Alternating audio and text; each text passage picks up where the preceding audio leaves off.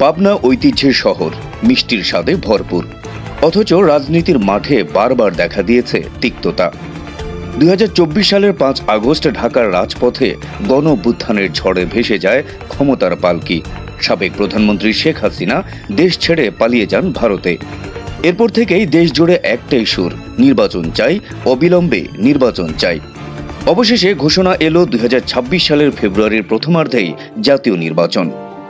কিন্তু তার আগে থেকেই দুলছে রাজনীতির পাল্লা। আর এই ভিডিওতে আমরা খুঁজে দেখব পাবনা ৫ আসনে কে জিতবে, শিমুল বিশ্বাসের অভিজ্ঞতা নাকি জামায়াতের অধ্যবসায়ী ইকবাল হোসাইন, নাকি ভেঙে পড়া আওয়ামী লীগ ফের দাঁড়াবে নিজের পায়ে। পাবনা ৫ অর্থাৎ পাবনা সদর উপজেলা, ৫,২০,০০০ ভোটার, যার মধ্যে ২ তৃতীয় লিঙ্গের ভোটারও আছেন। জেলার সবচেয়ে বড় এই আসনটি সবসময় আলোচনার কেন্দ্রবিন্দু। ইতিহাস বলছে ১৯৯১ ও ২০০১ সালে জয় পান জামায়াতের মাওলানা আব্দুস সোবহান। ১৯৯৬ জয়ী হন বীর মুক্তিযোদ্ধা রফিকুল ইসলাম বকুল বিএনপির পতাকা তলে।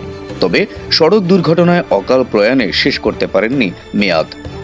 এরপর উপনির্বাচন ও ২০০৮ থেকে ২০২৪ পর্যন্ত টানা আওয়ামী লীগের দখল। গোলাম ফারুক প্রিন্স ছিলেন একচ্ছত্র অধিপতি। কিন্তু ২০২৪-এর গণ অভ্যুত্থানের পর আওয়ামী লীগ যেন হারিয়েছে তার অস্তিত্ব। নেতারা কেউ পলাতক, কেউ কারাগারে। এ কারণে তাদের নির্বাচনী সমীকরণ এখন অনেকটাই ম্লান।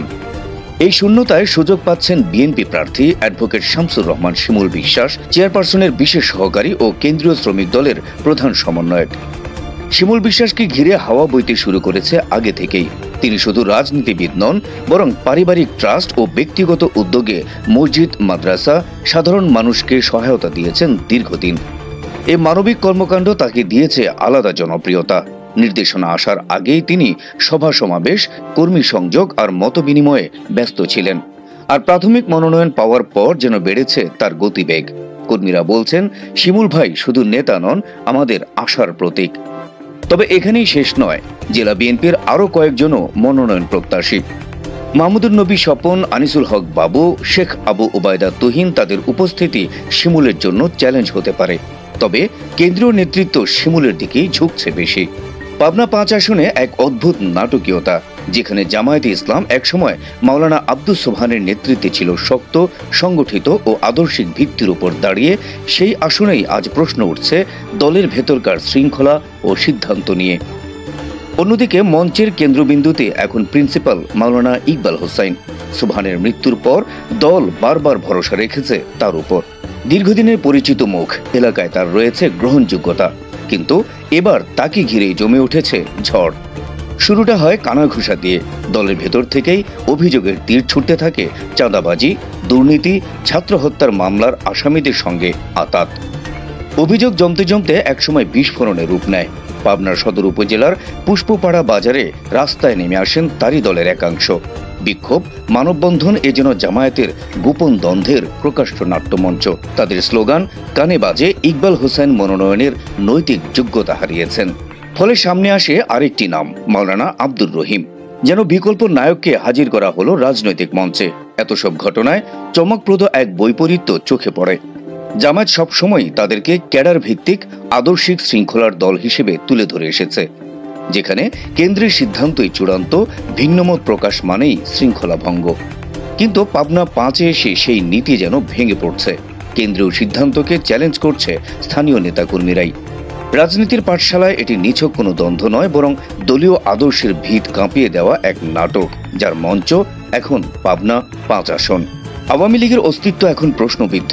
নেতারা পলাতক, জনপ্রিয়তায় ভাটা, আর সংগঠন ভেঙে পড়ার পথে। তাই তারা আপাতত নির্বাচনের বাইরে। জাতীয় পার্টি ও গণ অধিকার পরিষদের উপস্থিতি অতি নগণ্য। এনসিপি এখনও মাঠে নামতে পারেনি। ইসলামী আন্দোলন থেকে ASM আরিফ বিল্লাহ মনোনয়ন চাইতে পারেন, তবে তাদের জনপ্রিয়তা সীমিত।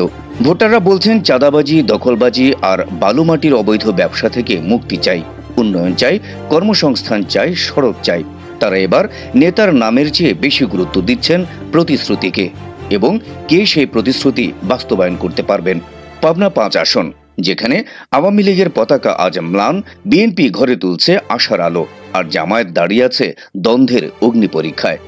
কিন্তু প্রশ্ন রয়ে যায়, শিমুল বিশ্বাস কি সত্যি পারবেন বিএনপির ঘুমন্ত ঘাঁটিকে জাগিয়ে তুলতে, নাকি জামায়াতের ইকবাল হোসেন আবারও জমিয়ে তুলবেন পুরনো সমীকরণ, নাকি বিভক্তির ছায়া গ্রাস করবে সব আশাকে?